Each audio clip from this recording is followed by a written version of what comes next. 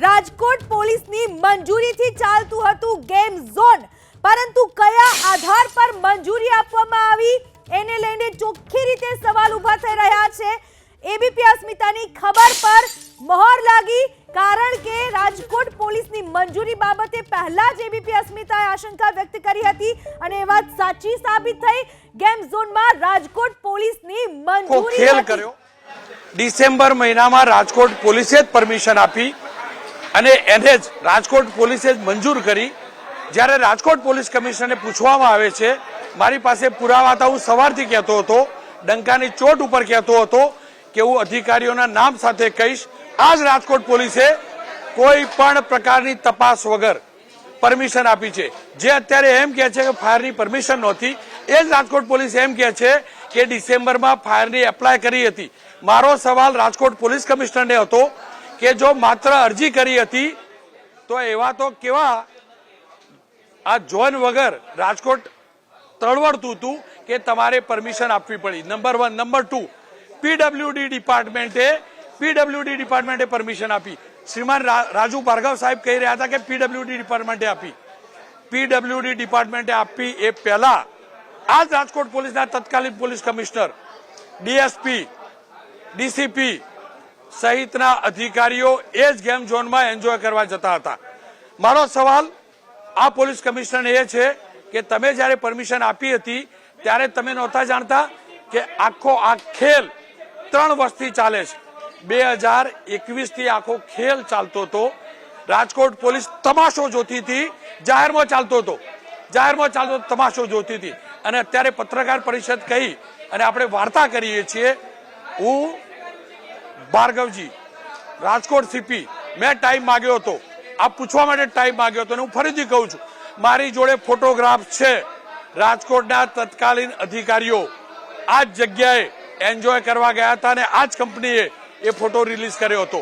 અને જો રાજુ ભાર્ગવ એમ કહેતા હોય કે ડિસેમ્બરમાં નવેમ્બરમાં પરમિશન માંગી, પરમિશન આપી, રિન્યુ કરી, તમે ભાઈ રિન્યુ કેવી રીતે કરો છો એ જણાવો ને। તમે જ કહો છો એની જોડે ફાયર બ્રિગેડ, ફાયરના સાધનો, ઇક્વિપમેન્ટ હતા, કોણ જોવા ગયું? અને જી જો આ ફરિયાદ પોલીસ કમિશનર રાજકોટનું નિવેદન અને ફરિયાદ બંને વિરોધાભાસી છે। આ ફરિયાદની અંદર જે ફાયર અધિકારી કાલે ત્યાં આગ બુઝાવવામાં હતા, ભીખાભાઈ, જીવાભાઈ, તે સ્પષ્ટપણે એનું નિવેદન આપે છે કે આ ગેમ ઝોન માટે અહીંયા કોઈ પણ પ્રકારની ફાયર એનઓસી માટે અરજી ઇનવર્ડ કરાવેલી નથી। અને કમિશનરે એમ કહ્યું, પોલીસ કમિશનરે, કે એપ્લાય કરેલું હતું। પોલીસ કમિશનર એવું કહે છે રાજુ ભાર્ગવ કે એપ્લાય કરેલું હતું, એને બિલ રજૂ કરેલા હતા, તો શું કાગળ ઉપર આ મંજૂરી અપાઈ જાય છે? અને બીજી મહત્વની વાત રોનક અહીંયા આવે છે કે પોલીસ પાસે આ મંજૂરી આપવાના અધિકાર જ નથી, રાઇટ્સ જ નથી। પોલીસ માત્ર નહીં, તમારી વાત સાચી છે। પોલીસ જ્યારે શહેરનું હોય છે ત્યારે ટેમ્પરરી આ પ્રકારે પરમિશન આપી શકે છે, પણ લોંગ ટર્મ પરમિશન ન હોઈ શકે। અને સવાલ એ પણ છે હિરેન કે 2021 થી આ ગેમ ઝોન ચાલતો હતો। શું રાજુ ભાર્ગવની ટીમ જાણતી નહોતી? પાતાળમાં તો ચાલતું નહોતું, જાહેરમાં ચાલતો હતો। એ જ કંપની જે 2021 થી આ ગેમ ઝોન ચલાવે છે એ 2022માં પરમિશન માગે છે, માફ કરજો 2023ના ડિસેમ્બરમાં, અને તમે પરમિશન આપો છો। હું ફરીથી કહું છું, શ્રીમાન હર્ષભાઈ સંઘવી, તમે રાત બગાડીને આવ્યા છો ને, રાત બગાડીને આવ્યા છો। હું રોનક નારાયણભાઈ પટેલ પુરાવા સાથે કહું છું, જો આજ થશે તો તપાસના નામે મીંડું આવશે, તપાસના નામે મીંડું આવશે। જે કમિશનર ઓફિસના લોકો જ, હું તત્કાલીન કમિશનર શબ્દ વાપરું છું, મારી જોડે તસવીર છે, એ જ જગ્યાએ, એ જ ઝોનમાં એન્જોય કરવા જતા હોય તો તમારી પોલીસ શું તપાસ કરવાની? શું તપાસ કરવાની? કેવી રીતે તપાસ કરવાની? અને રાજુ ભાર્ગવ પાસે જો એ પરમિશનના પૂરા દસ્તાવેજ હતા તો મીડિયા સમક્ષ મૂકવા જરૂરી હતા। હું ફરીથી કહું છું, મેં આજે સવારે ડંકાની ચોટ ઉપર કહેલું કે એક એકને હું ખુલ્લા પાડીશ, એક એકને નામ સાથે ખુલ્લા પાડીશ।